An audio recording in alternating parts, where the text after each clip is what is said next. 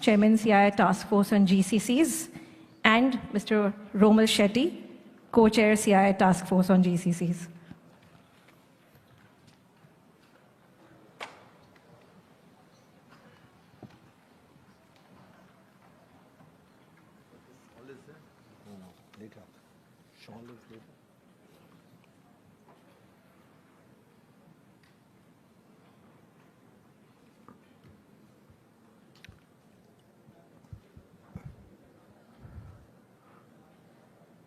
Good afternoon, and we meet at an occasion, at a time when we have all been celebrating for the last few days of some of the best things that we could imagine to have happened, having happened.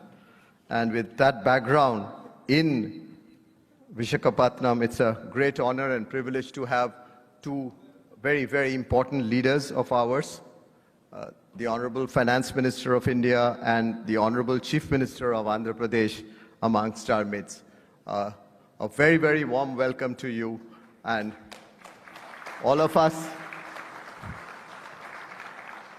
join in the phenomenal amount of work that we have seen both at the central level and as well as at the state level on many significant and landmark policy changes. We come and meet, as I mentioned, at a time which is so very important. We all know about the path-breaking reforms of the GST. The GST 2.0 is something we have been discussing, celebrating, and acknowledging as to a game changer it would be for everyone, for every citizen of the country, for every companies, for all our businesses who are present here, and of course for our economy. It is with that I would like to move this House to congratulate our Finance Minister for this very important path-breaking initiative. And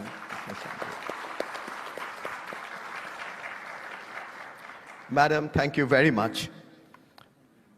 While we know the subject of this discussion is GCC, and this is a very important initiative again taken by her, we had a meeting in Delhi some time back when the leaders of the GCCs had come together to talk about, with various states and various ministries under her leadership, to talk about the way we could work together in this very, very important area of work. And that's the time when she mentioned that we should take this to the different states of the country.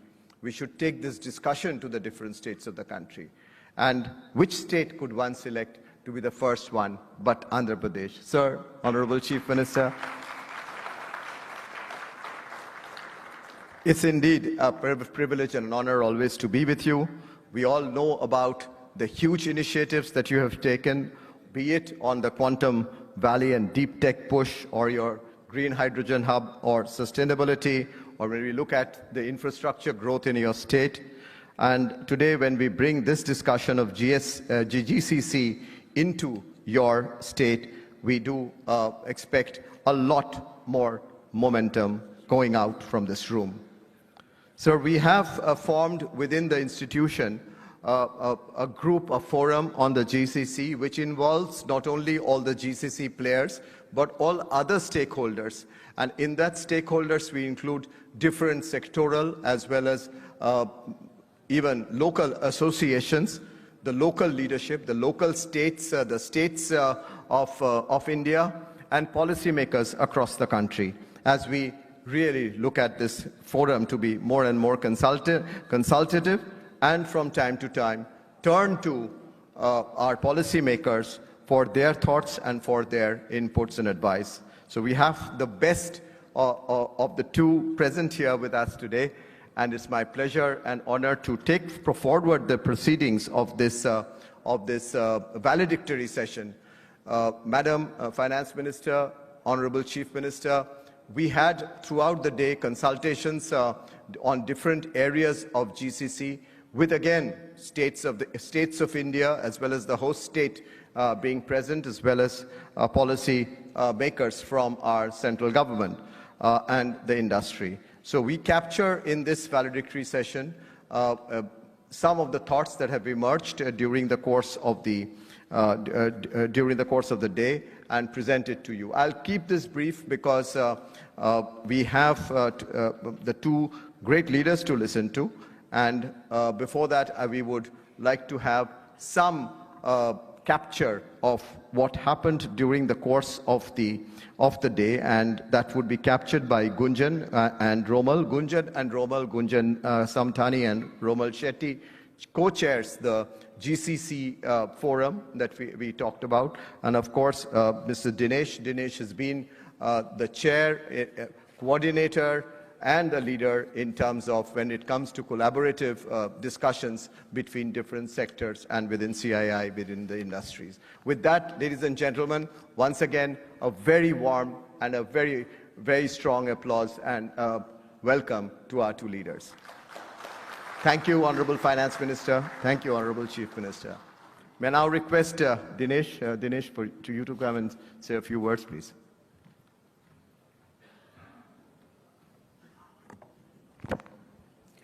Thank you, CB. Srimati Nirmala Sitharaman, Honorable Minister of Finance and Corporate Affairs, Honorable Chief Minister Sri Chandrababu Naidu, colleagues on the dais, friends, ladies and gentlemen.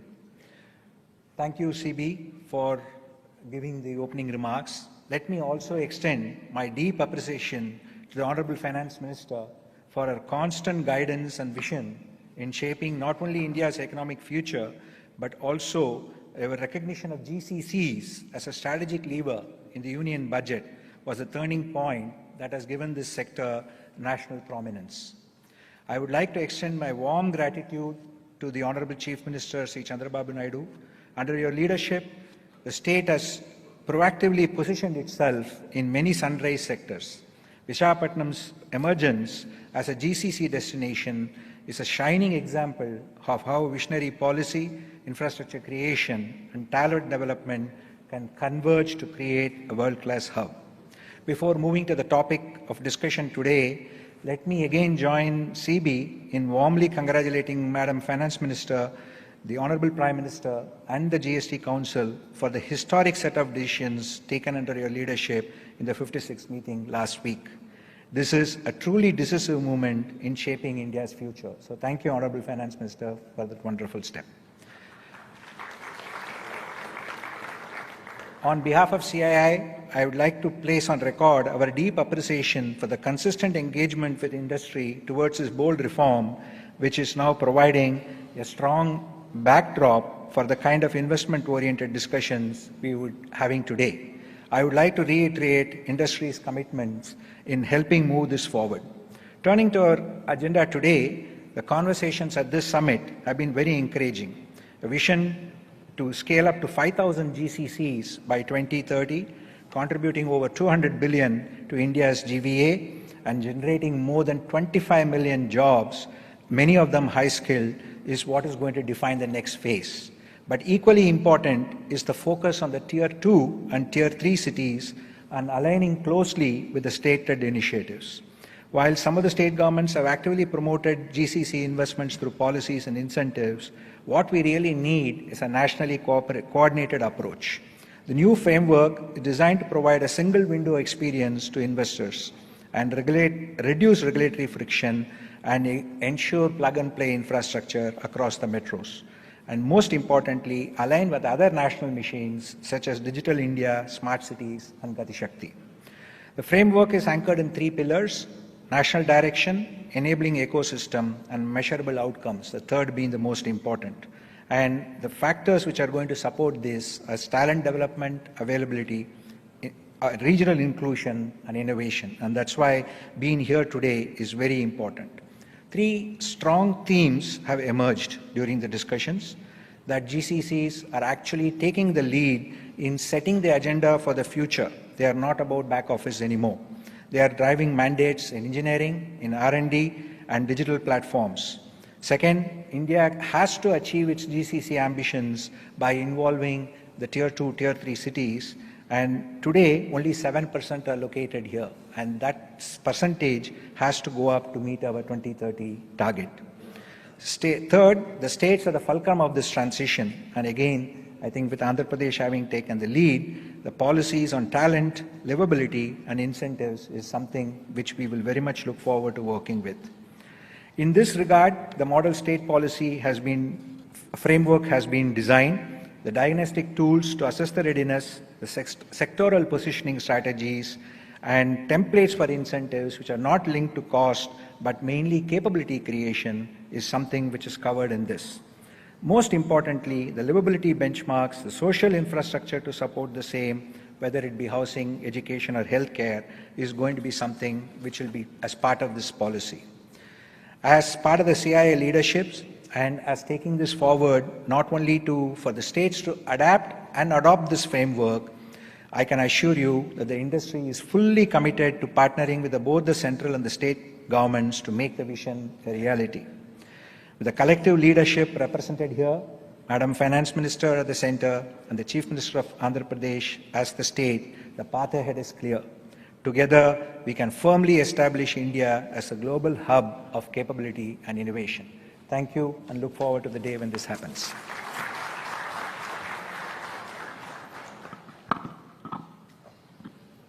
Shall we have the announcements on the select GCCs at this point in time? Yeah. Shri Srinivas Pindi, VP HR and Talent Acquisition, FENM.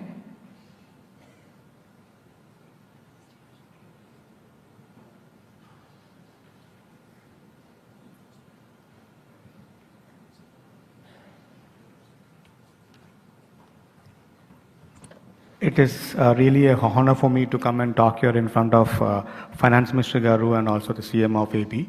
Thank you so much, sir. Phenom is a HR tech platform company. We are headquartered in Philly and we have around 2,000 employees working in India. We have an office in Vizag. And I would proudly thank CM Garu and also Lokesh Garu and Bhaskar Garu also. In a span of 3 weeks, we have got the land allotted here in Vizag. Thank you so much, sir, for that.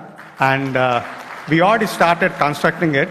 And hopefully we will finish the building in like two years. And we have agreed to fill up with around 3,000 plus employees in like Vizag. Thank you for this. Thank you so much, sir. Thank you. Thank you. Thank you. Shri Krishna Mohan Gariparthi, Vice Chairman CII Visakhapatnam and President Inspire Edge IT Solutions.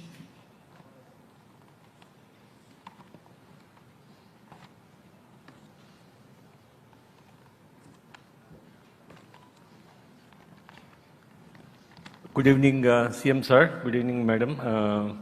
It's great to see you on this GCC Summit stage. Inspire Edge is a managed services company started way back in 2011 from Vizag as headquarters, expanded into US and Hyderabad. We are one of the first companies that got into GCC space. We built 2 GCCs already, and we are planning to set up 3 more GCCs. We are in advanced discussions with 3 companies. That's going to generate around 2,000 people employment, and we're going to invest around 150 crores in Vizag. We're already setting up a campus here, sir. In the previous regime, we thank you for allocating the land, wherein we have already built the campus about to get inaugurated, and then that would be dedicated for GCC space. Thank you, sir. Thank you. Mr. Murli Krishan Ganamani, Chairman CII Andhra Pradesh and CEO and ND, Fluent Grid Limited.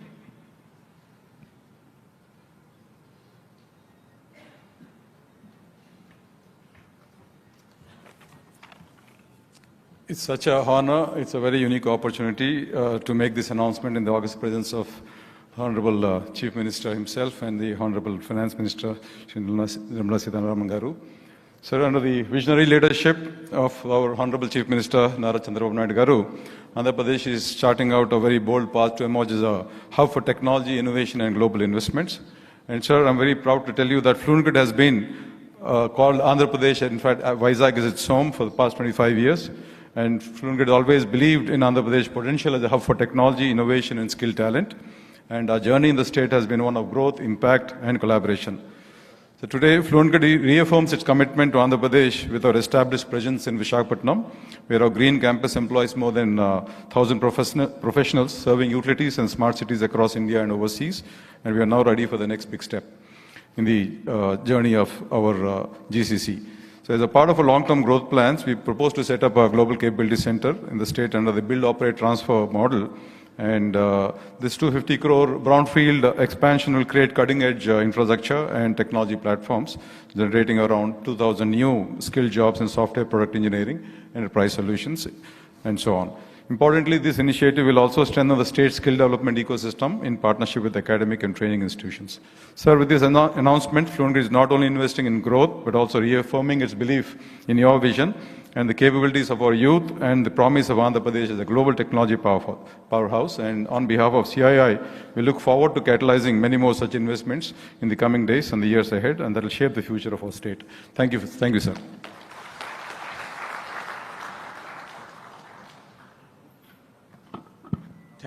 Thank you very much for those quick announcements. And just now the quick report back on the key recommendations that happened during the course of the day for our Finance Minister and the Honorable Chief Minister. Gunjan and Romal.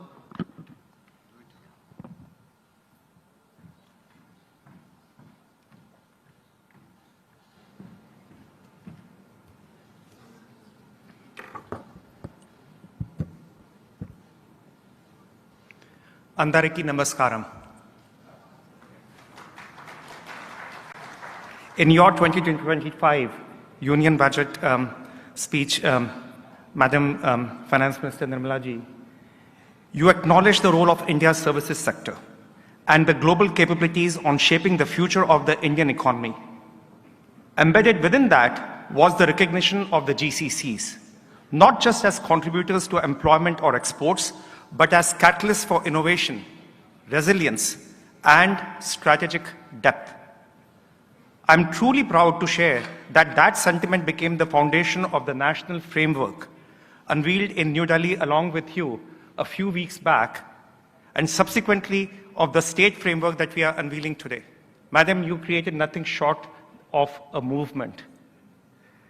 And while the task force took formal shape earlier this year through a deep partnership of our partners in CII, the GCC leaders across different sectors, different jurisdictions, different locations around the world who have their offices in India, the government stakeholders, the various industry bodies, the national level, the central level ministries to the state representatives.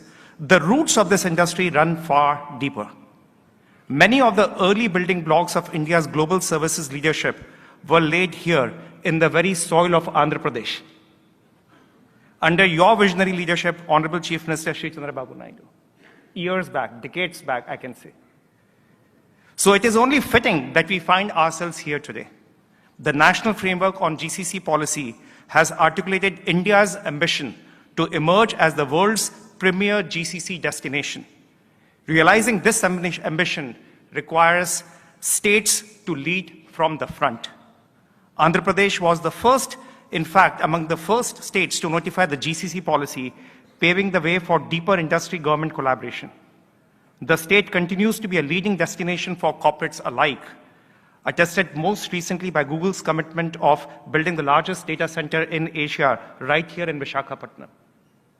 Today's summit is about advancing this vision, unlocking opportunities, identifying the friction points, and enabling a cohesive environment where GCCs can continue to deliver direct, indirect, and induced contribution at scale to India's economy.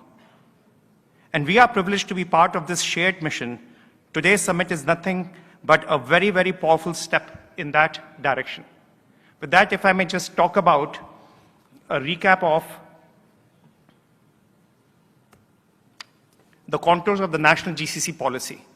And allow me to read the statement of our strategic vision verbatim. It has taken a lot of effort among the GCC leaders working very closely with the Finance Minister and various stakeholders to chisel this statement that captures the boldness of India's vision towards GCCs.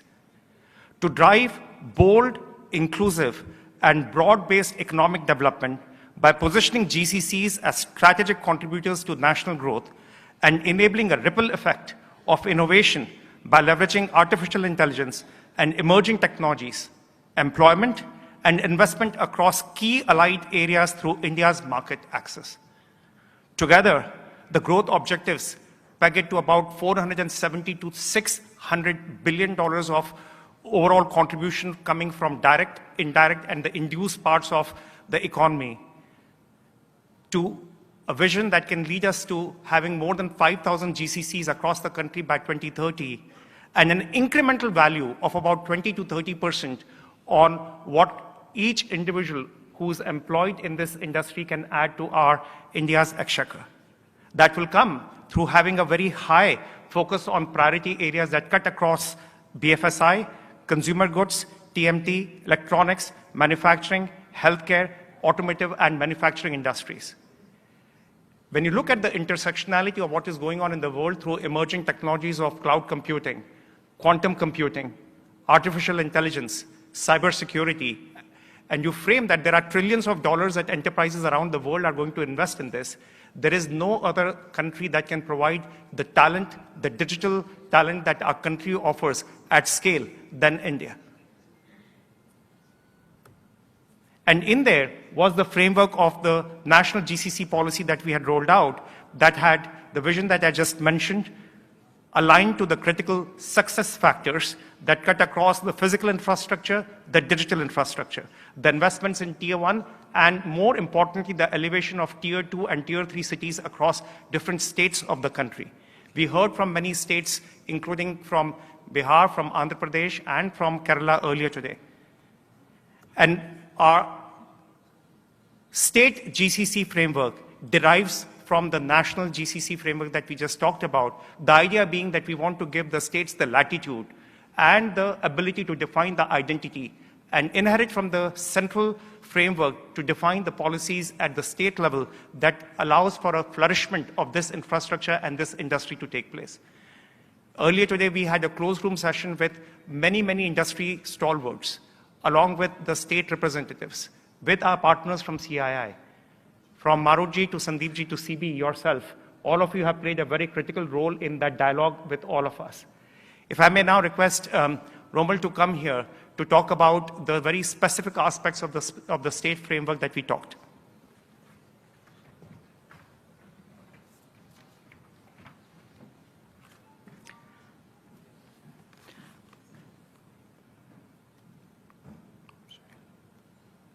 I think this isn't moving, but okay. I hope the slides will work, but Honorable Finance Minister, Honorable Chief Minister, ladies and gentlemen,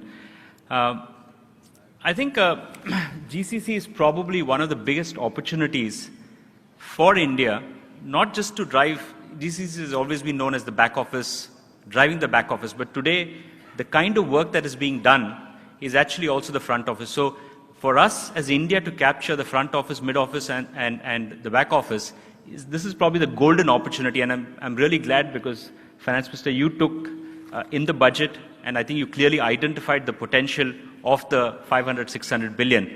And also, Chief Minister, I should tell you something. You may remember this, but you started Deloitte in Hyderabad, and you will be happy to know that Deloitte has the largest office in the world in Hyderabad. So we do think that with the Finance Minister and Chief Minister, I think definitely, I think Andhra Pradesh will really become a beacon. But some key things, I think, which are critical for the success. First is clearly in terms of the workforce. Today, 68% of all skills are next generation skills. They are not the old skills. And I think that is important that we actually focus on that. Second is the employability of people coming from colleges is only 43%. That means just the graduation, just the degree may not help. Actually, the skills also will help. A key element in this entire thing is also about what kind of regional innovation and skill hubs are created to actually up the employability of people and ensuring that they don't have to travel to other cities. So I think that is a critical element as well. The second bit is the infrastructure.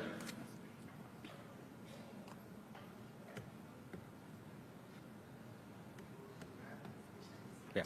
The second bit is really the infrastructure. I mean, we can create the best skills and people, but if you don't have the right infrastructure, whether it is in terms of digital connectivity, whether it is in terms of roads, whether it's in terms of airports, all of those are also critical for ensuring that people will actually come to tier 2, tier 3 cities as well. And one of the areas that we really believe is if you can create digital economic zones, which means creation of GCCs, creation of data centers, creation of startup innovation systems and academia, if you can create in one place.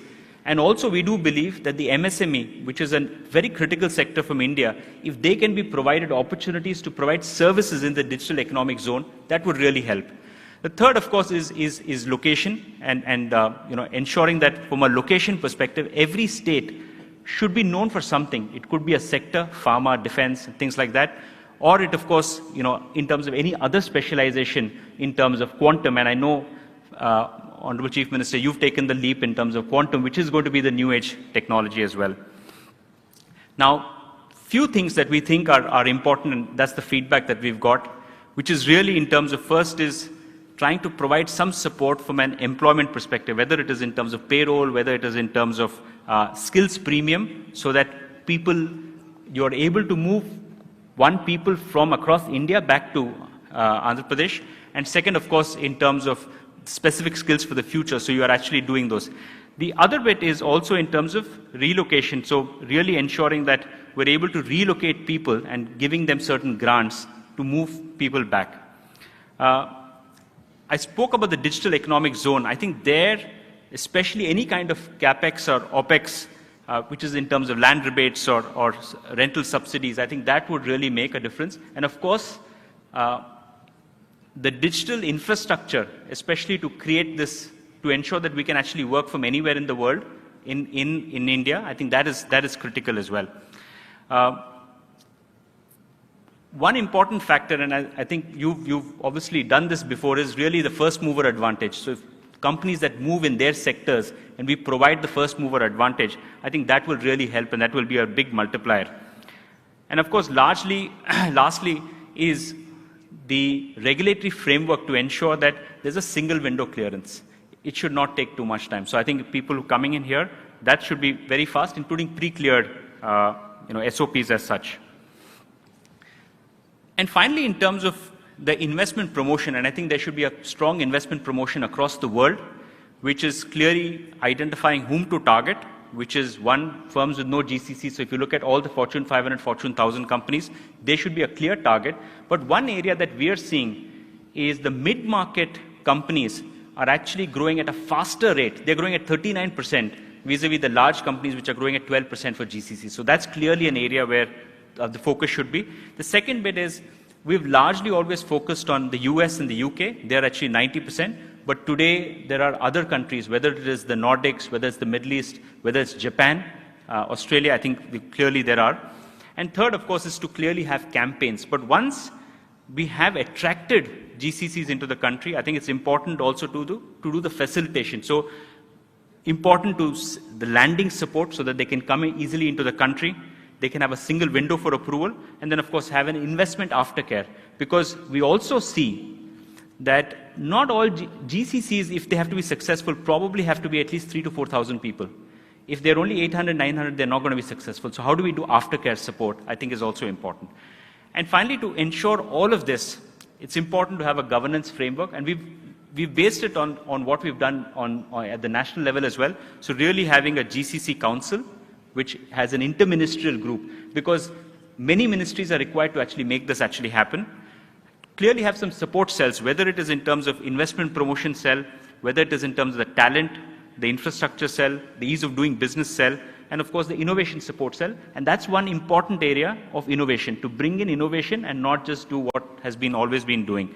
And of course clearly have advisory groups, because the interministerial group, along with the industry and academia, I think will be very important.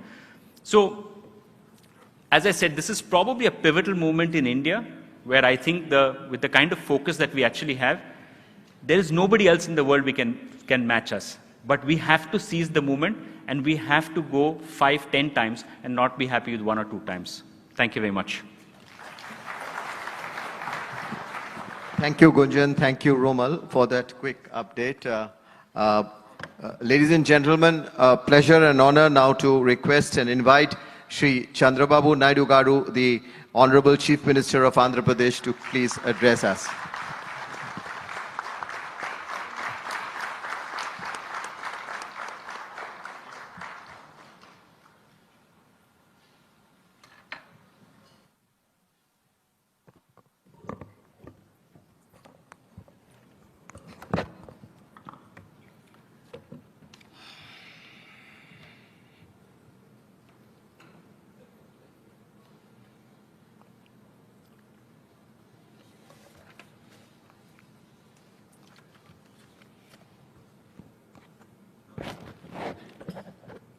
Honorable Minister for Finance, Government of India, Srimati Nirmala Sitharaman Garu, respected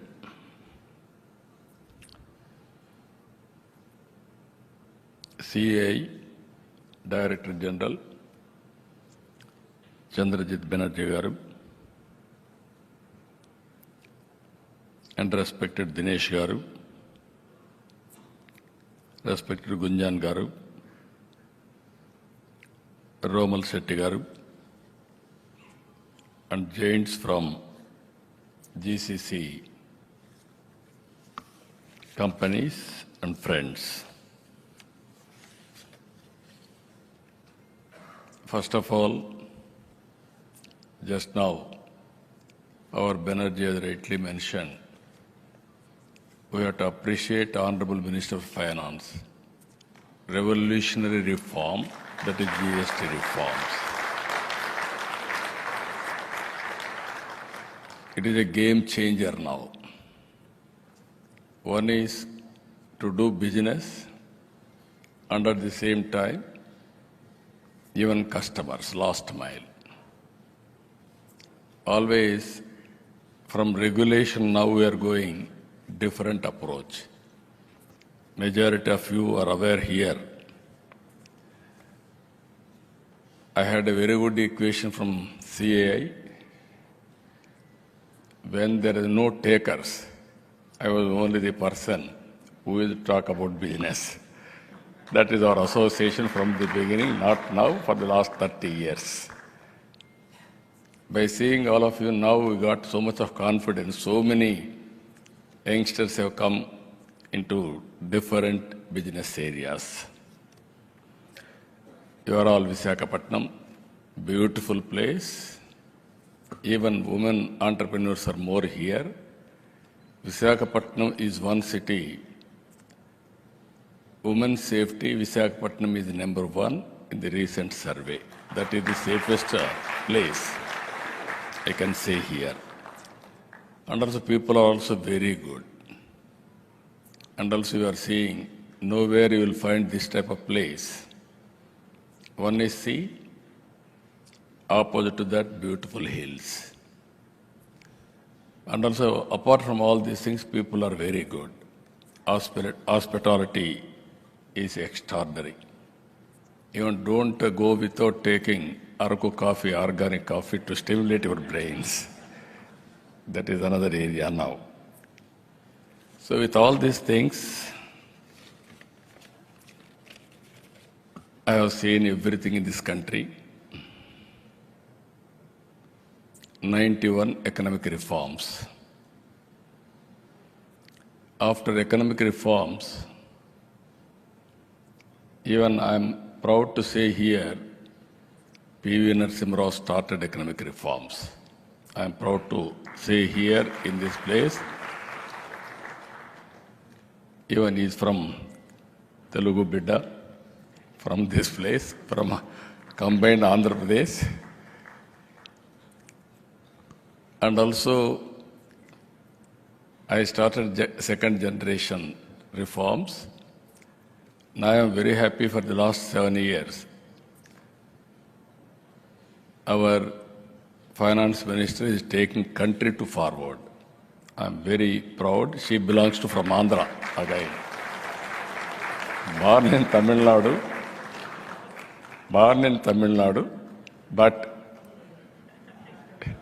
She is from Andhra now. I can claim proudly she is from Andhra only.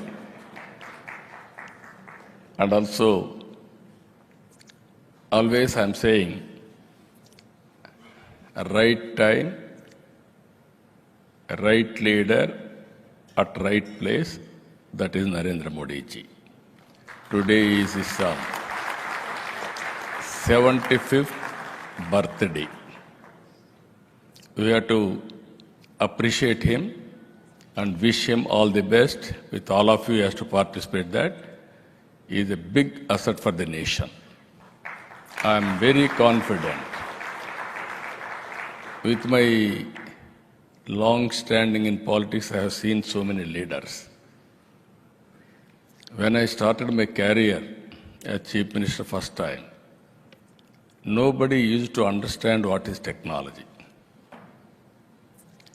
That is where I'm having a right to demand all of you to start the GCC in Andhra Pradesh. Because of my first mover advantage, you are all here today. I'm very proud of it. Why I'm saying, I have seen so many countries at that time. India, we didn't move in that direction around 1991, only Bangalore, initial stage. Our communication sector was very, very primitive stage. Only two companies, BSNL, international connectivity, BSNL, domestic connectivity. Both are public sector. Some of you may remember lightning call we used to get after 10 days. In 1889, I promised in my constituency electronic exchange. My opponents criticized me, how can you get electronic exchange? There are no phones here. Only 20, 30 phones at the time in entire constituency. Again, when I spoke about cell phone, all politicians used to criticize me. There is no water, there is no power. Here is a man who is talking about cell phone. Who wants cell phone? Can cell phone will give food or shelter? Like that they used to criticize me. And also I used to work with successive prime ministers to deregulate telecommunication sector. They didn't understand, they didn't do it. Ultimately, credit goes to Vajpayee ji. First time telecom sector was deregulated under his leadership. Not only the decision, so many infrastructure reforms he was implemented. Today, our people are talking about roads. At that time, no proper roads also. Then PPP model, golden quadrilateral road has come. That is how we moved. Then even today, that is where I am demanding from you, myself and at that time the Finance Minister, the then Finance Minister, Jaswant Singh, we gave a report to Prime Minister. On the basis of that, deregulation has come. One information for this thing, nobody used to come for building infrastructure companies and telecommunication. First time I met Dhirubhai Ambani. I requested him. Then I explained the analogy. If we start this company, lot of future. Then he said, I'm only a refinery man. I don't know technology. But by hearing you, it seems lot of opportunities. Give me 4 days time. I will come back to you. I went to Davos, I returned back. Then he gave a call. Yes, I'm inspired. I'm prepared to spend $5 billion at that time. That was a big game changer. That is where he started Reliance Infocom. But again, here I wanted to make it very clear. Starting company is one, running company is one. That is where leadership. If all of us will analyze, for the last 11 years, Honorable Prime Minister, 11th largest economy. Today we are 3rd largest economy. Earlier I used to visit all over the world. People won't recognize Indians. Today I can say proudly, anywhere you go, Indians are all not only recognized, well respected. That is the scenario today. Even all these things, I had a good experience with Bill Gates also. He refused to meet me around 95, 96, 96, 97. At that time only internet revolution has come. That was my admiration for him. I want to meet him. Through American ambassador, I gave a message. I'm prepared to come to Delhi. Give me some time. He said, I don't have any work with politicians. Then I told him, message, I'm having some work with you. Only 5-10 minutes you give me as a courtesy. With great difficulty, he gave me time. Then he spent with me 45 minutes. I prepared vision document at the time. Now CEOs, it is very common. PowerPoint presentations. Now I stopped at PowerPoint presentations. I gave PowerPoint presentation at that time. Today, automatic PowerPoint presentations also we are preparing now. Even my government, I am preparing data lake, everything. I asked my people today, yesterday collectors conference, no senior officer should ask report from junior officers. All information is with you. You want any information, you can go online. There is a real-time governance. You don't know how to operate, they will guide you. That stage we have reached today. After seeing my PowerPoint presentation at that time, he was totally impressed. Then he told me, I'm totally convinced India is one country, you are having very good strength. I told only one thing on that day, even today I stand by that. India is very strong in information technology. Reasons are, one is we are very strong in mathematics. Zero is invented by us. Second, British people has taken everything, but they left English to us. That is a very good opportunity for all of us. Even China had a problem. Even my own Kohinoor diamond, they have taken from here. Recently, I want to visit England and also museum. Then they used to refuse because I make claim Kohinoor diamond again.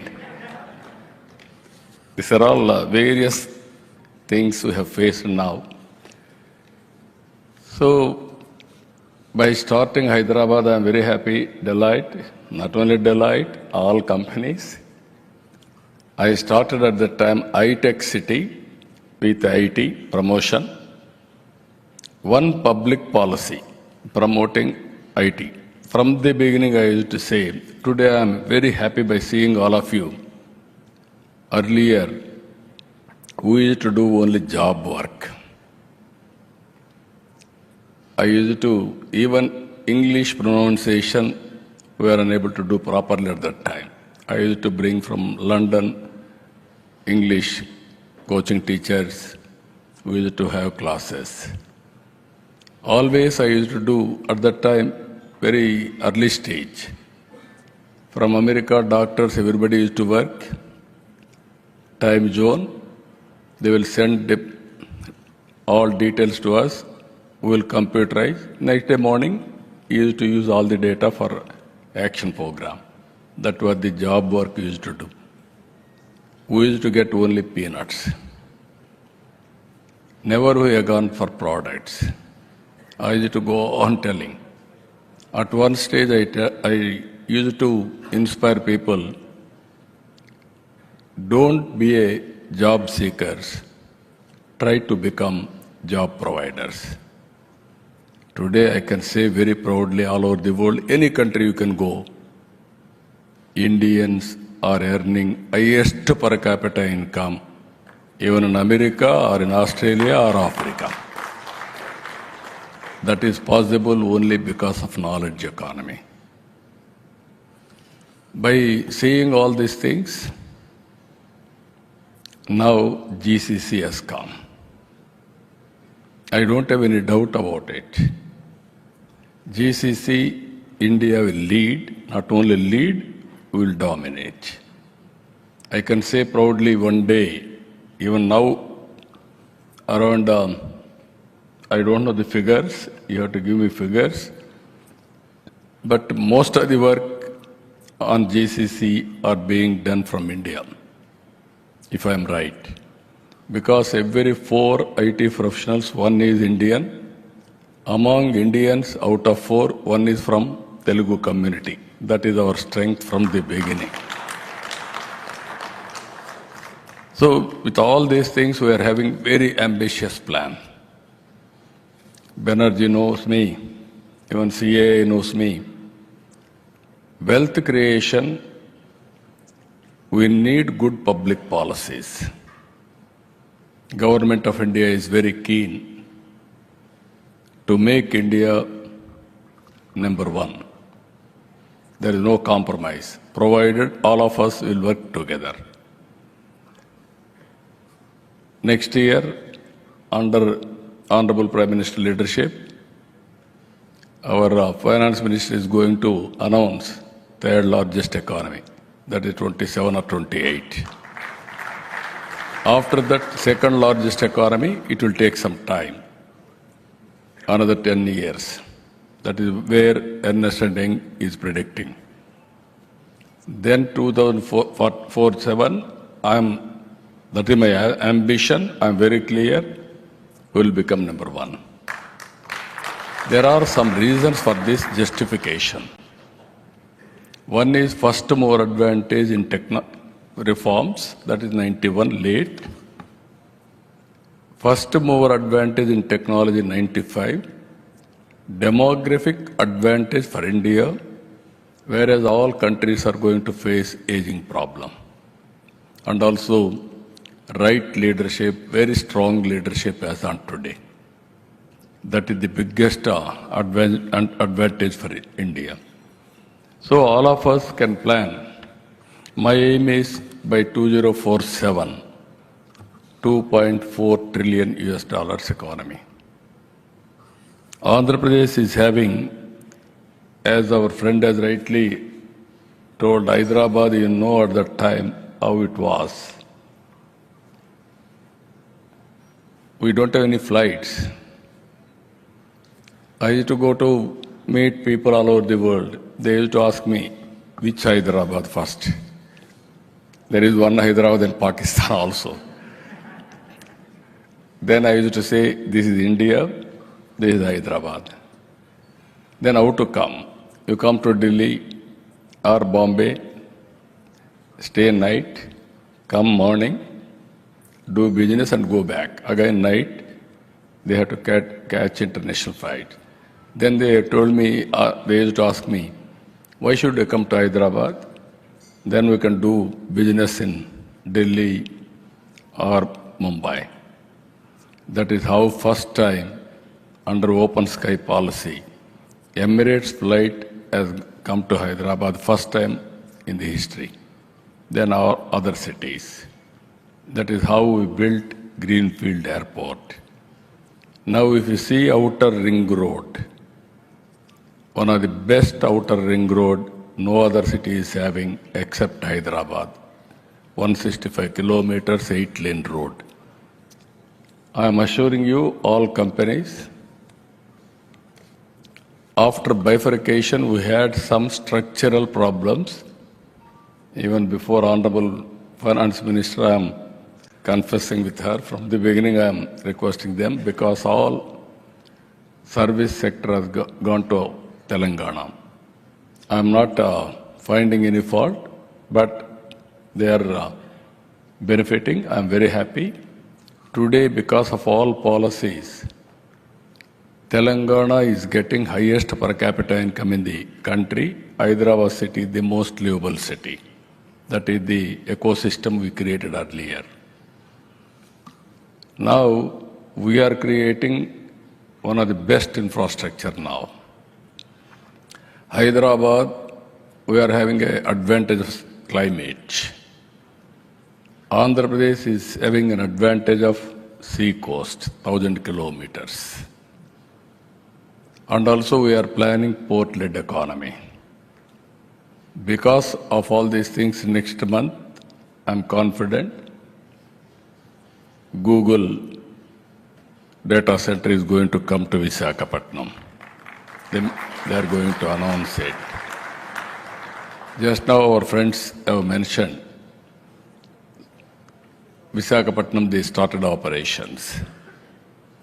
By August, Visakhapatnam airport is going to operate. One of the best airport with all amenities, what all you say, everything is available here. Even metro we are working, and also no other city is better compared to Hyderabad. Either first tier or second tier, you can have any problem, go to beach, relax, stress buster, and also from here, you wanted to have a summer resort, go to Araku or Paderu, even it won't cross 32 degrees temperature. Only 1 hour journey from here. And also our people are also very dynamic. Now I am focusing more on logistics. We are having some problems. One is bifurcation structural problems. And also after that, 1924, I don't want to talk about it because of politics. We had a different time. We lost opportunity. Now we are very, very anxious to build very fast. On logistics, I am assuring you, with the support of Government of India and our own, with the PPP models, every 50 kilometers there will be one port, hub and spoke model. Every 1 hour you can reach airport. One is already we are having very good airports. Visakhapatnam, Rajahmundry, Vijayawada, Tirupati, Kadapa. Smaller airports again, Orvakallu and also Puttaparthi. And 4 or 5 airports are going to come. Amaravati, we are going to have one more best airport. That will be the, compared to Bangalore and Hyderabad, I want to benchmark, this will be the next version of airport. That is where we are working. Roads, compared to other cities, our state is the best. And also, if you can go through railway connectivity also, you wanted to cross south and north, necessarily they have to cross Andhra Pradesh. That is the advantage for Andhra Pradesh. Railway connectivity will be very good.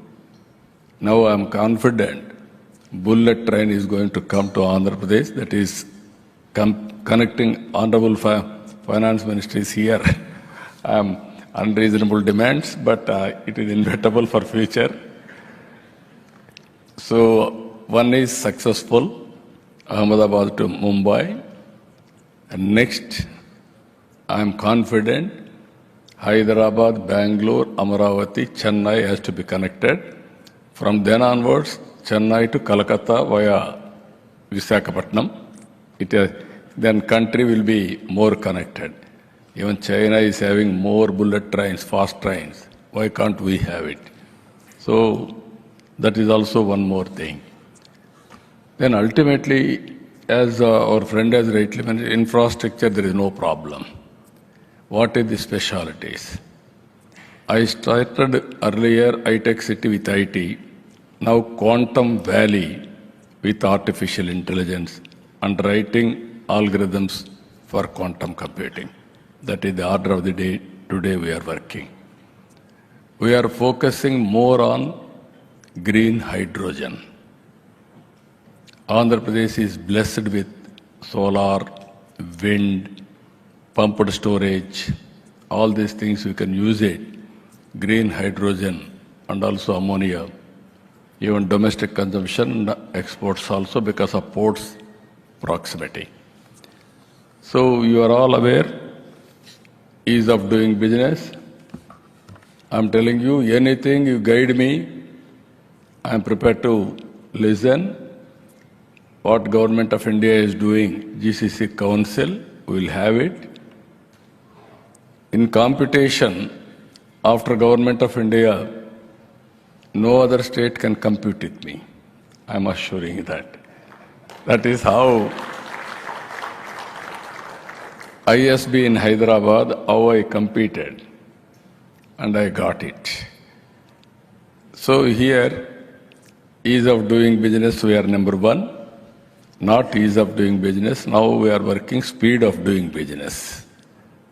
I am asking my people, one example I am giving you how governments we are working. Initially had a setback, but it is only a temporary setback. I am very thankful to Honorable Finance Minister. She was very generous to sanction money 15,000 crores for Amravati. Amravati is a greenfield capital. I have built earlier Hyderabad as a brownfield capital. 2 cities, 1 city I added. Now I am building Amravati and connecting Guntur, Vijayawada, all cities. So greenfield city, we are going to have new features. This is, I can say, technology, utilities, green energy, and also district cooling, everything we want to bring. Only temperature, or otherwise this will be the best place to live. I am assuring you, because of water, Krishna River, fresh water, beautiful mountains, and also greenery, excellent greenery. And also we are going to have green energy, pollution free. You can have more lifespan also. If you can come and settle in Amravati, that day is going to come. Nowadays, because of bandwidth, as he rightly mentioned, we are having all advantages. Government also is moving very fast. Decision making is real time. You are saying 1 week, 10 days, 15 days, no. I can give you across the table within 2 days or 3 days. Only statutory obligations will verify. Otherwise, no question of waiting. Finally, I want to tell one thing. We are all in an inspiring time. You are all GCC people. India is blessed with all advantages. One is Aadhaar and also other authentication. No other country is having this type of advantage. Second one is, by using Aadhaar, every person, starting from child, you can make every family as a unit. You can position geotagging of every house. Then central government, state government programs we can integrate. Then ultimately I can plan every family, macro, micro planning. I can visualize what I have to do, and also I can execute very systematically. One project we are working with Bill Gates, this is Sanjeevani, total digital health records, and also ultimately preventive, curative, and real-time monitoring very cost-effective model. Bill Gates is working through his foundation. He is going to bring technology and also knowledge. We are going to execute it. If everything goes right, we are going to replicate other states also. Those who are all willing, we can work with them also. Why I am saying this, we are having data lake. In data lake, all the data, historical data we gathered together. Now AI has come. I can use AI and also real-time data through satellite, drone, CCTV camera, wearables, and also sensors, everything around 40 to 50 parameters I can collect real time. Then by using AI, now quantum computing also is there. Then solution we can provide through WhatsApp governance. As on today, 725 services we are providing on WhatsApp. Just like private companies, we are asking customers to rate the quality of services. Rating also we are doing now, so that I can correct real time. These are all various innovative programs we are working. So finally, I want to say, before leaving here, every GCC company has to have one MOU with the government of Andhra Pradesh to set up your GCC operations in Visakhapatnam. We won't regret for that. Even I am thanking Honorable Finance Minister. She is promoting GCC. She has selected very right way. Future is for GCC and also other knowledge economy areas. India is going to become global hub for providing services through knowledge economy. Only you need physical presence, you can go, or otherwise from anywhere to anywhere we can provide services. This is where I am promoting. Distance is not the constraint. One should have a mindset. Think globally, act globally. You can achieve any goal. So with all these things again, I'm telling you, Visakhapatnam is a wonderful city. All other things, quality of life, creating ecosystem, cost advantage, power, uninterrupted, even green energy, even financial incentives, and also skill development and innovation, even big companies, tailored ecosystem, and also what are all the incentives, land and other things. If you create wealth for me and generate resources, that means generation of revenue, then I can share it. Even Government of India is doing same thing. But abnormal, if you ask demands, that may be having some problem. Transparent way, what are all permissible, my government is prepared to extend all the cooperation for all of you. I am assuring you that. So, ultimately, if all of us will create wealth, then only we can eradicate poverty. You won't you won't create wealth, then poverty will prevail forever.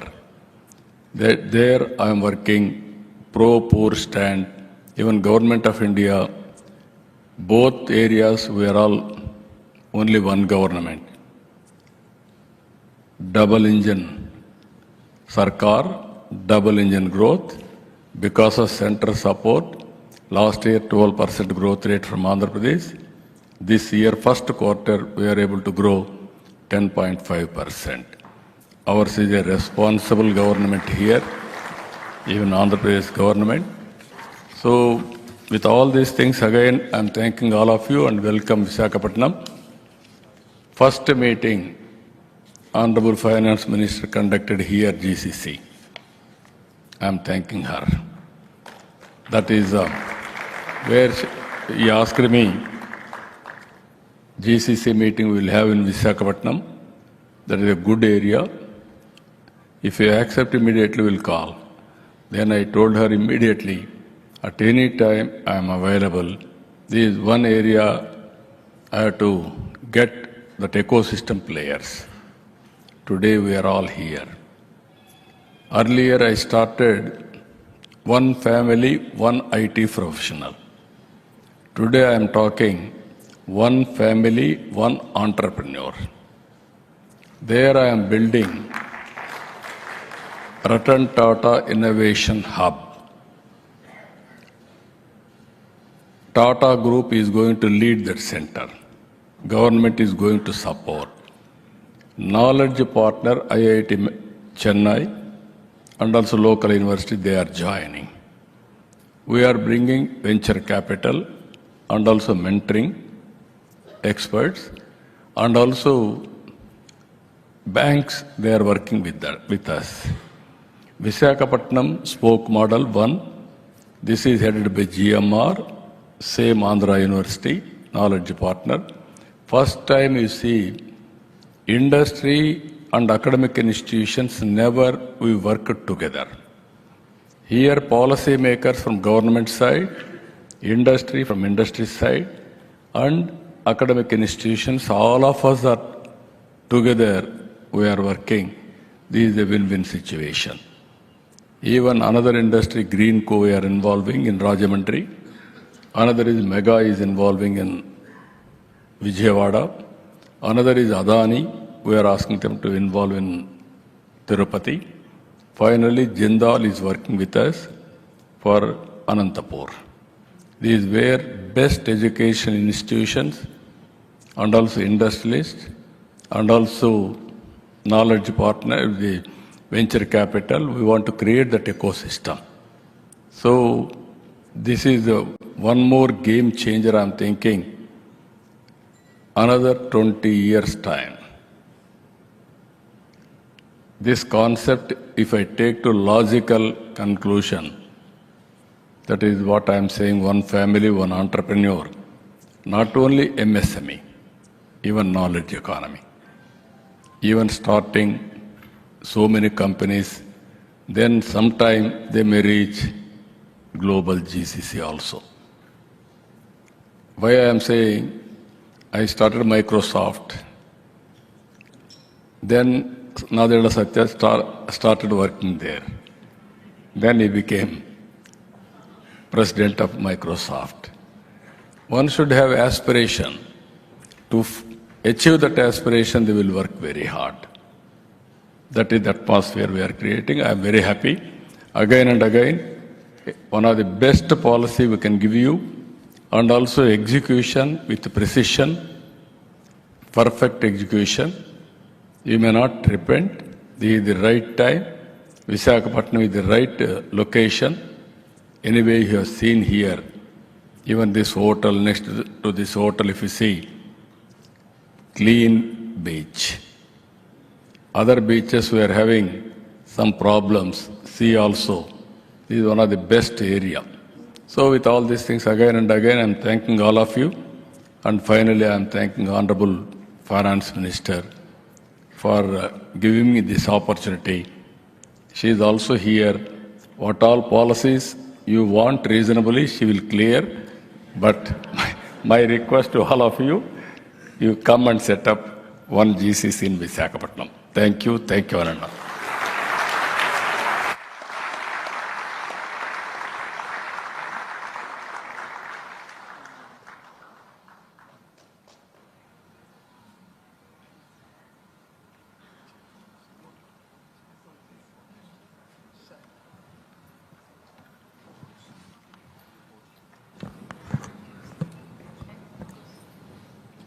We now present the CII report on suggestions for a state framework for GCCs.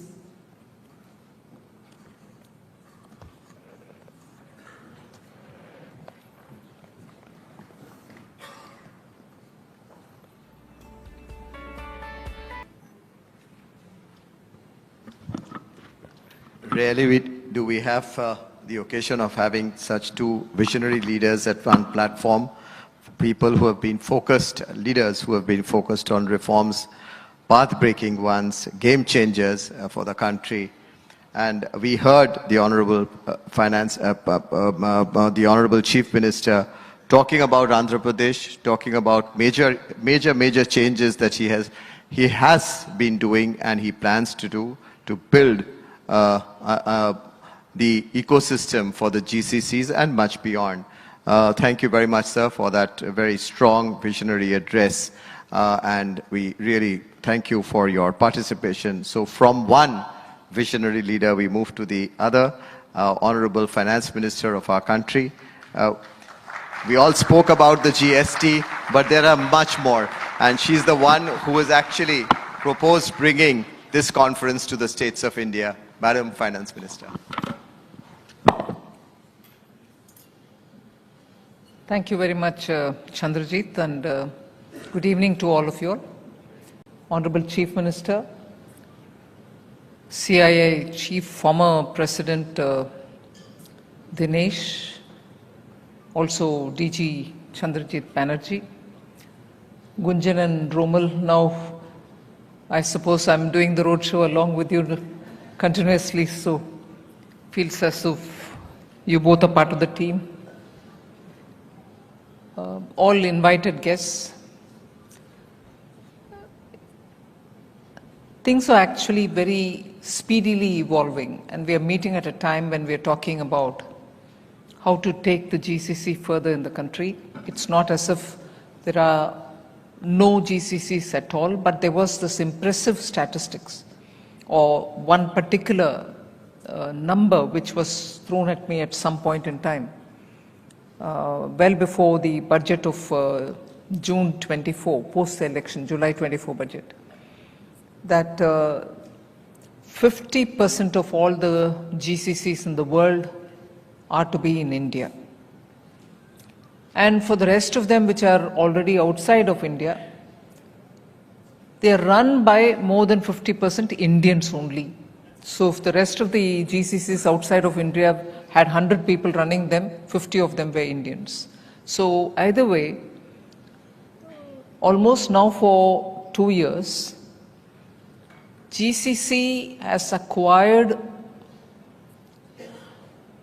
an Indian flavor, and that's been going on with the same expectation and speed.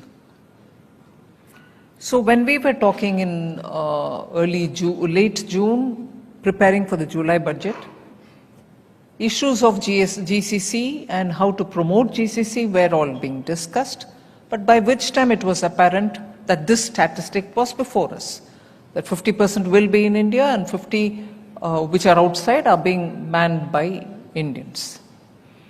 So there was a sense of urgency. We had to do something. Equally, there were voices saying, do you want a GCC? It's only going to be something very different from what was IT earlier. Now it's going to be called as GCC.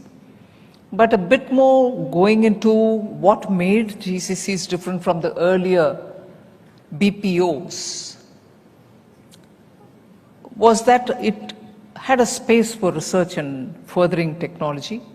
It also gave opportunities for companies to do a further higher end research for greater innovation.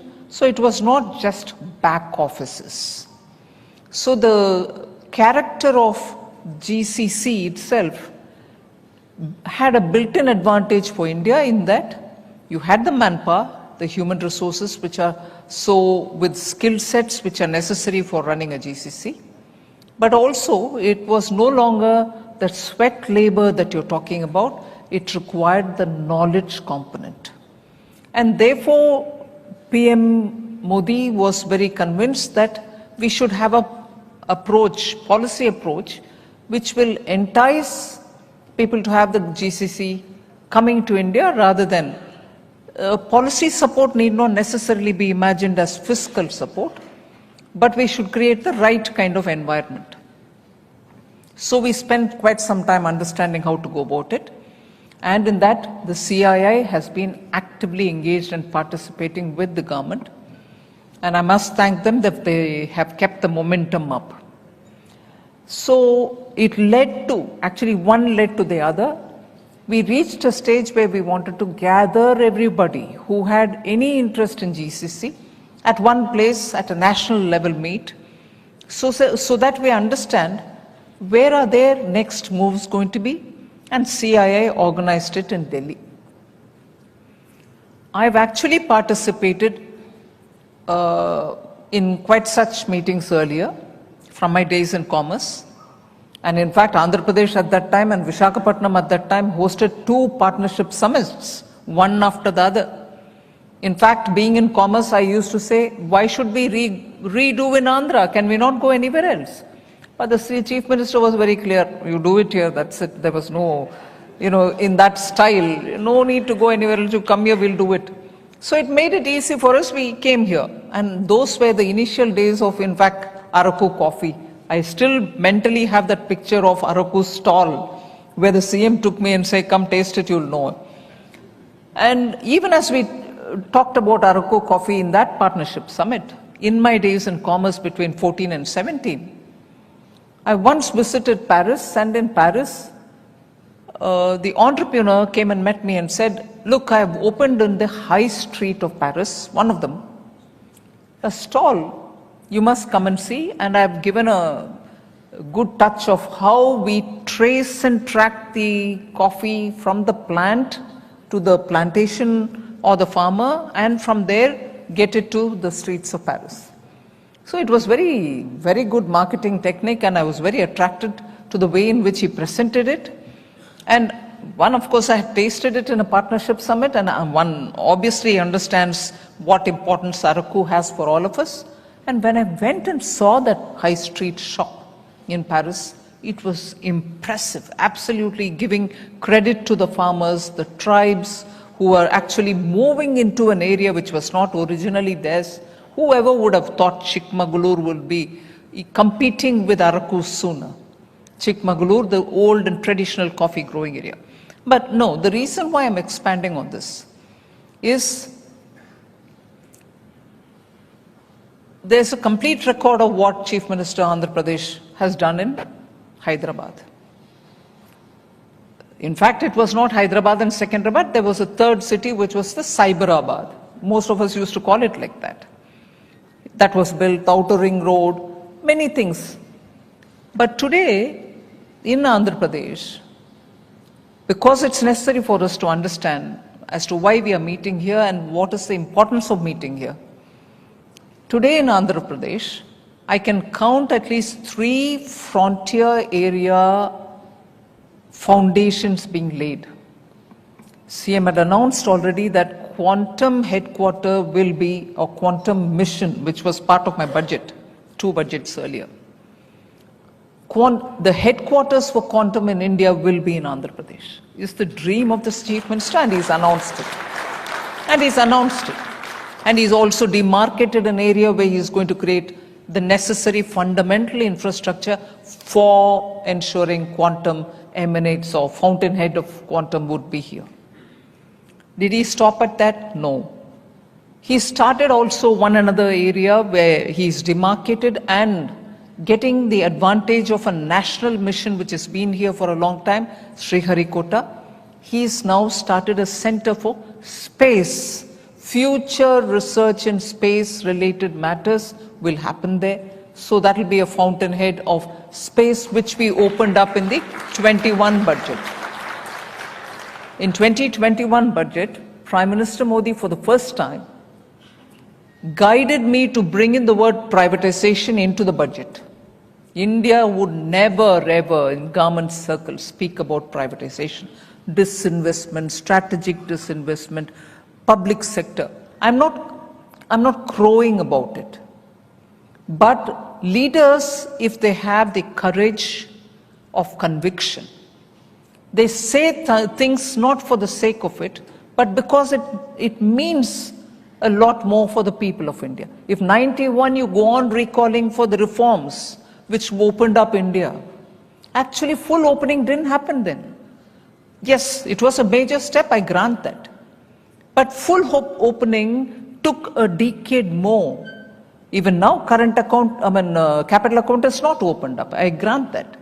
But actual opening up of India took its own time. That in 21 budget, PM said, why should there be any sector reserved for government? Every sector should be allowed for private sector. Why can't private investors and private operators come into areas which we hold as a monopoly now? Unless you open it up, your true energy of Indians, if the Chief Minister today is able to say, I want an entrepreneur each in every one of the families, it's because the scope is now widened. Space is opened up, 21 budget. We came up very clearly with a policy saying no one sector will be completely left in the hands of only government.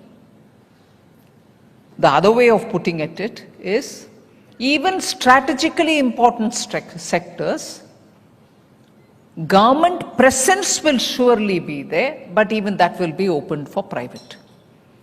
Because the question immediately was, what do you mean? Strategic sectors which are very critical to the national security, are you going to leave it only to the hands of the private sector? No. Prime Minister was clear. He said, strategic sectors which are important for the national security, government will be present. But it shall not shut door to the private sector. Why am I elaborating on this? That's when this public sector policy, opening up of every sector policy was announced in 2021 budget. Startups came in as soon as that policy was announced and made a big deal in space sector.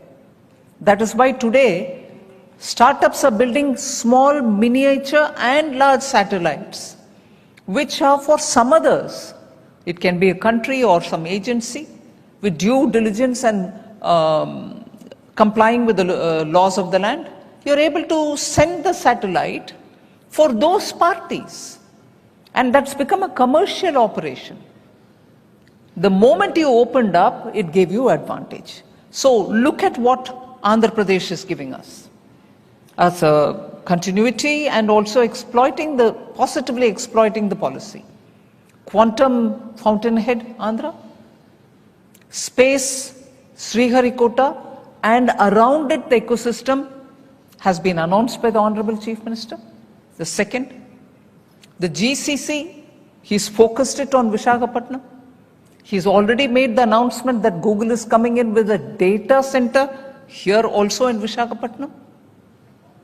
Now, 4 things all related to the future of science, frontier of science, will emanate from here, and that's already the steps being taken are being openly announced. I would certainly add one with the indulgence of the Honorable Chief Minister is food and horticulture, which form the core of our food security. We can be anybody, anytime. And he was a bit apologetic about the weather of Andhra Pradesh. If Dubai, which is a complete desert, is not apologetic about what they're doing about future of science and technology, if Vietnam, the former Saigon, the Ho Chi Minh city, is not at all apologetic. It is sweaty, hot, humid, everything. Like you're in, and the latitude is also very much the same latitude of Tamil Nadu and Andhra Pradesh. So temperature-wise, even they are not blessed. But that's where entrepreneurship flourishes. So Andhra, not despite the climate, has already laid the foundation for 4 of it. And the 5th one, which I'm assuming, which has not been said, is about the horticulture and the food self-sustaining, at the same time export scaled. So it can surely look at a prospect of supplying to the world fruits from the south of Andhra Pradesh. Entire Rayalaseema region is now full of fruits, vegetables and also some other horticulture projects. So you're having a state which is newly created after a difficult division already blooming with these majorly science and knowledge-driven sectors. I would even imagine sooner that Amravati will draw all the fintech sectors. He's been talking with me, the Honorable Chief Minister, of banks coming in there. Let us see what can be worked out on that. So you've already got a state which is carving its place in 2047 Vikasit Bharat with futuristic sectors. So I'm very happy to be associated and to be part of it. The launch of the model state GCC framework being assisted by the CII with suggestions which they have given, and we've just released the report. I've also already mentioned the fact that global capability centers have a far-reaching impact on economic growth, competitiveness, and also on human capital development. It's going to be a transformational journey. Romal and Gunjan have spoken a lot about what their study or the study group has come up with. Today they are innovation hubs, driving R&D, generating intellectual property and patents, and enabling sustainable growth for global enterprise. Long-term competitive advantage to global organizations can be also extended. So GCCs are actually cementing their position in India as the world's GCC hub. Now, three things which I would like to highlight. They are pillars, if you want to call them so, or they are aligned pillars with the GCC world. Investments in physical and digital infrastructure is absolutely critical. So if GCCs can come and do their business, or in the future to even multiply their business, you need the governments, both the state and the central government. And what for? You need them because investments in physical and digital infrastructure is absolutely critical. Both the governments in Andhra and also Government of India will work towards strengthening it. I'll give you a bit more on it. The second pillar, I think, is the education and skilling of manpower. You need a basic set of skills to be able to enter the threshold on GCC, and furthermore also for the data centers. And a third one is the facilitative governance. So if I were to talk on the physical and digital infrastructure, investments in physical and digital infrastructure is the first assumption. The rapid rollout of India's own 5G network and the significant investments in urban infrastructure are an expression of the importance we are placing on ramping up capabilities. A massive push has been undertaken to address infrastructure and logistics bottleneck. Capital investments, for a moment let us see the numbers that we are talking about. Capital investment has increased from 1.7% of the GDP, and that was in 2013-14. Of the GDP, capital expenditure money was only 1.7% of our GDP. It is now, in 24-25, reached 3.2% of our GDP, with effective capital expenditure being actually 4.1%. When I say effective, I mean not just the central government's expenses, but also state governments putting their capital expenditure money into it. So 4.1% of our GDP is now completely going into capital asset creations. Over the last 11 years, 88 airports have been operationalized. 31,000 kilometers of new rail tracks have been laid. Metro networks expanded over fourfold. And port capacities have also doubled. And the national highway network extended by 60%.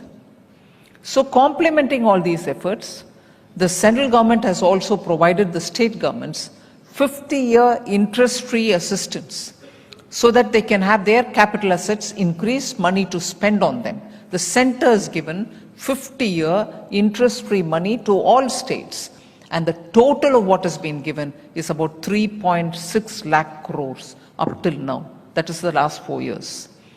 And 22 states have actually used it. resulting in recording more than 10% growth in capital expenditure from their own resources, from states' own resources. Now, the other is the Digital India Initiative, which has enhanced digital infrastructure and simplified e-governance, enabling faster and smoother operationalization of the GCC. Reforms such as the introduction of SPICE Plus, simplified pro forma for incorporating company electronically plus, that is SPICE Plus, and the establishment of the processing accelerated corporate exit, which we call as CPACE, are creating more innovation and business-friendly environment. So that's my first pillar. The second pillar is education and skilling. They improve employability, industry-ready capabilities are provided, and they are the key focus of our government. In July 24 budget, we particularly focused on this agenda and announced Prime Minister's package for 5 schemes and initiatives to facilitate employment, skilling, and other opportunities. And that covered 4.1 crore youth all over the country over a 5-year period, with a central outlay of 2 lakh crores. So that's directly for skilling and working with various types of employment opportunities. Large-scale skilling initiatives, what have we done on that? PM Kaushal Vikas Yojana, under which 1.6 crore people have been trained already, and they are being aligned with the emerging industry needs. 200 plus new age skill centers are also started, new age courses are being also approved, and the National Council for Vocational Education and Training, and 29 new age courses have also been added into the craftsman training scheme in ITIs.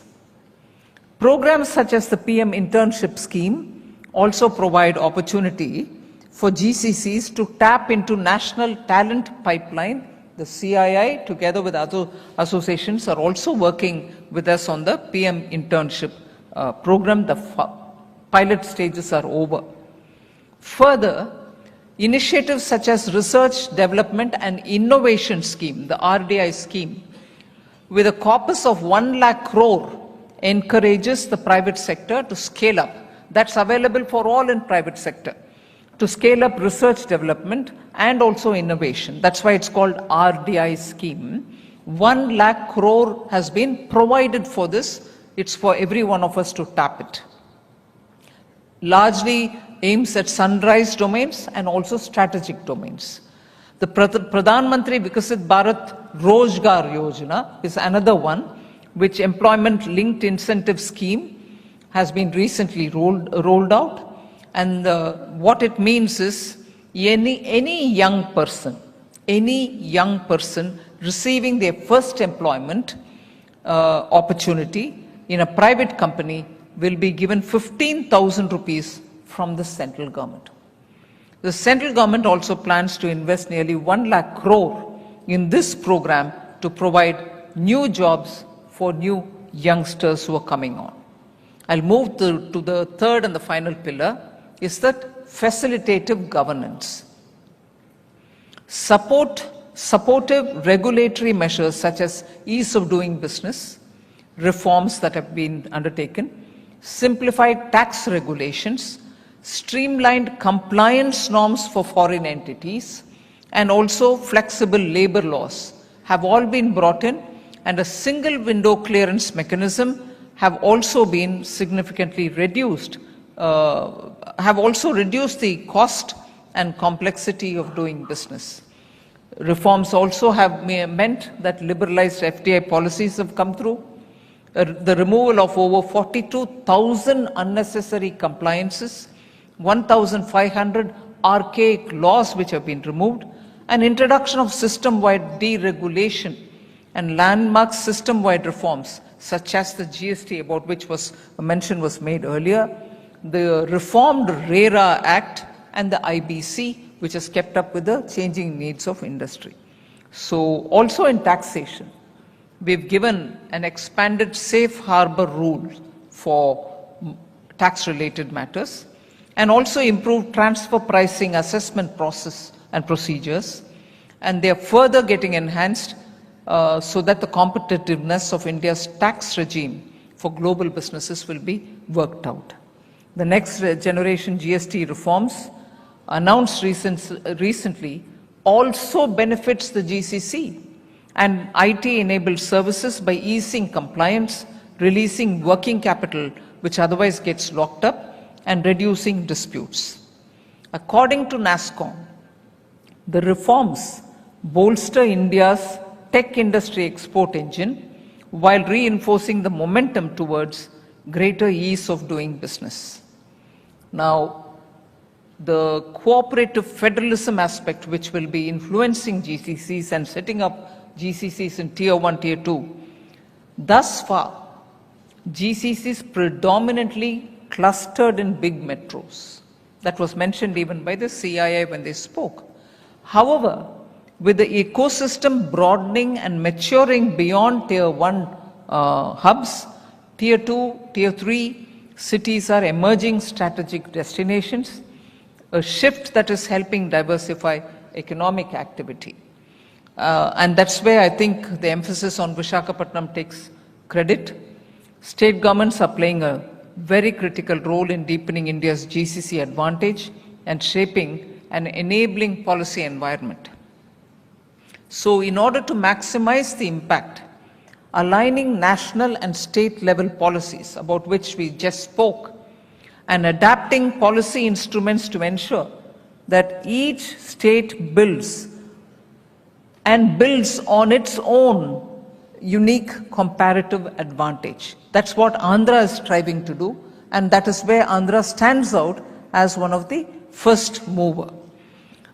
So that the central strategies for GCC's growth translate into locally grounded ambitions, measurable targets, and also maximize growth potential. Building livability and infrastructure ecosystems that allow Tier 2 and Tier 3 cities to emerge as centers of excellence is one of the main things that can attract global talent, encourage corporate reinvestments, and host high-value innovation and service delivery, offering credible alternatives to Tier 1 cities. So in the 2025 February budget, we proposed a national framework to guide states in promoting GCCs in emerging Tier 2 cities, and that's where CII with people like Gunjan and Romal Shetty are doing actually doable things with their consultation, and we should be taking advantage of that kind of an input. Andhra Pradesh is strong, a very strong case, an illustration of the success of policy-led leadership in leveraging state-level strengths to align with national priorities.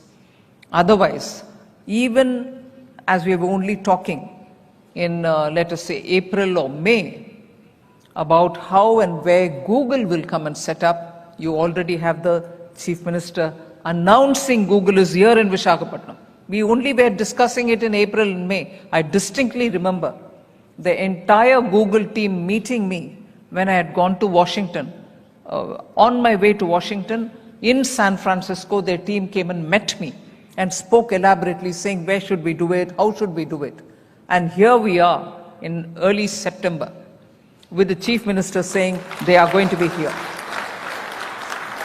So that is the illustration about Andhra Pradesh, which I want to highlight, that if the policy-led leadership finds success and repeatedly leverages the state-level strengths, you can also, by aligning with the national policy, you can concretely see at the ground level changes that are normally taking a couple of years. Here we go within a matter of 3-4 months, you have this. And again, it's a question of the large-scale data center. Semiconductor is another thing which is coming into Andhra, which is already announced. Single window clearances have made a lot of magic about the whole thing. They are like a magic wand. You just do it once and it's all over. And that's happening here. Academia and curricula should now get aligned. I would suggest it to the Chief Minister that other than the national curriculum which comes for the kind of specialized frontier sector technology related activity that we're doing here, we need our curriculum to reflect it. Government of India also has a land incentive for tech hub policy 4.0 to allocate land leases on concessional rates. That is also something which the industry can benefit from. So in all, not taking more of your time, the release of the model state GCC framework provides a clear roadmap for states to scale up their efforts, attract investments and build resilient ecosystems. By working together, center and state, industry associations like CII and global companies, we can ensure that India's GCC strength can be furthered and bring the broad-based and future-ready sector to benefit our people. And finally, this will not only consolidate India's leadership in the GCC landscape, but also create new opportunities for innovation, job creation, and inclusive regional development, contributing eventually towards Vikasit Bharat 2047. So thank you for giving me this opportunity.